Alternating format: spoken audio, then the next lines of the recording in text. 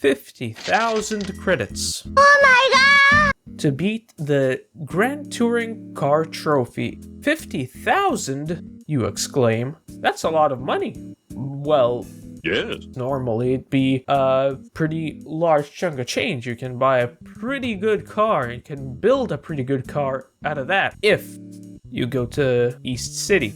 But we're not doing that at all. What today's challenge entails is me having to spend that 50,000 credits somewhere else. And it has to be a GT car. So let's go shopping. Nope. If that was 10 grand cheaper, I'd consider it. No, that's too expensive. After weighing the options in front of me, I've stumbled upon something utterly stupendous. Wait, do my eyes deceive me? A DB6 for less than 40 grand. Oh, look at those stats. It's basically a Skyline but rear-wheel drive, and it definitely is a Grand Tourer. You cannot tell me anything else. This is a Grand Tourer through and through. So you know what? I think I made up my mind. We're taking the DB6. Right, I imagine it's going to be a boat to drive. Probably will need suspension because tires cost an arm and a leg. Only have like 8 grand left, so let's do the classics. Just gonna drop the weight slightly, reduce the Grand Tourer-ness of this Grand Tourer, but who cares? It's gonna have 346 horsepower, and it's a beast of a car. Okay, now let's get to the racing, shall we? 3, 2, 1, go! Pretty rough start, but that's fine. We're basically on par with the opposition. Okay, never mind, I'm destroying them so far. I imagine once we get onto the front straight, they'll be all up in my rear. Even with this understeer, I am still pulling away. Holy. It definitely wants to go in a straight line, so that's reassuring. I didn't check its power band, but the engine feels pretty good. The rest of the race was just the first lap on repeat. Apart from a tussle at the line, I managed to take home the checkered flag, netting me 10 of the 50,000 hard-earned credits I need to make back that I've spent on this car. Okay, race attempt number 1. The opposition should have like around 450 horsepower or something like that, so I am immediately on the back foot. Yeah, he's just flying all over the circuit. It's got pretty strong brakes. Ow.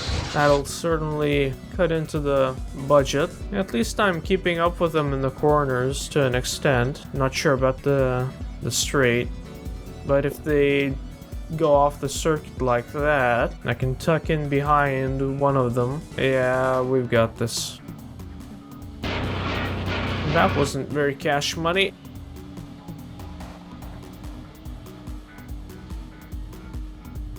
Missile. And neither is this. And I'm immediately down to 6th. Something tells me this is not going to be as easy as I've foreseen it to be. Yeah, let's play rough, buddy. Yeah, how do you like that, asshole? I definitely feel the lack of power when it comes to coming out of the hairpin. Of course, thank you, Mr. Corvette. Yeah, screw you, Corvette. 2 of them went off alongside me, and I'm only going to finish 4th. Oh dear. This is definitely a challenge, that's for damn sure. The mighty DB6 was performing quite admirably, but mistake after mistake, I was beginning to get increasingly more frustrated, so I caved and bought some racing hard tires. The very next attempt, I've managed to overcome the opposition and take the checkered flag. And yes, let's go. Finally, after God knows how many attempts, we are winner. 20 grand purse.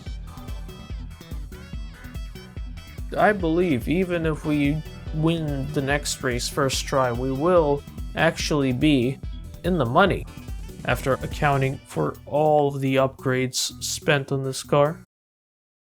Right from the start, things were looking up. The computer-controlled opposition decided to throw me a few bones in the shape of them going wide at turn 1. Yep, as the AI continued to be the AI. And then again at the chicane of turns 3 and 4, actually clipping the inside wall. But at that moment, I failed to realize the gravity of the situation, as the AI outmuscled me on the straights. And on lap 2, a rough decided it will live up to its namesake and started to play rough, leaving me in the muck. Despite the obvious attempts at sabotage, I managed to recover back into second on the crossover section on the final lap. But due to a slight miscalculation in my grip levels, I ended up giving the lead car a push, which ultimately led to my downfall. Okay, attempt number 1 very close. Definitely do not underestimate the ferociousness of the AI, but that Viper really got lucky there. The next couple of attempts followed the same formula. AI goes off the track at turn 1 and crashes into the inside wall at the turn 3 and 4 chicane. I managed to weasel my way up to second, and I got outmuscled by the lead car because it's too far away for me to get a tow. After what felt like an eternity of crushing defeats one after another, I managed to get this attempt.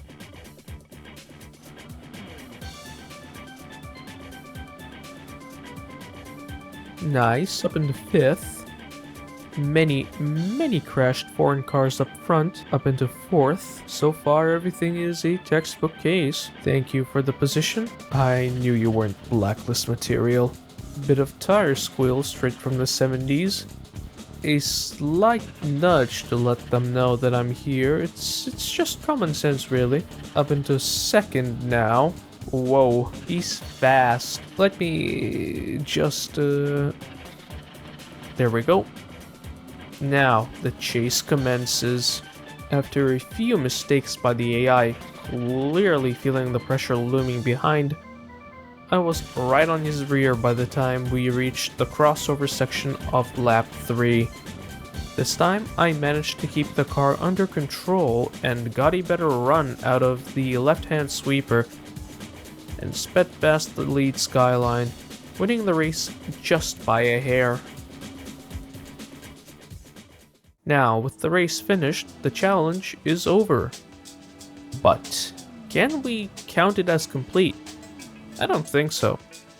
And as I've set out to limit myself to a budget of 50,000 credits, I ended up spending an extra 30 or so in addition.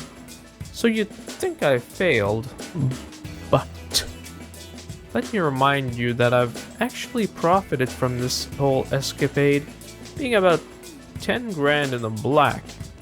So I'll leave this as a draw on my notebook. Could I have beaten it without going over budget while using a DB6?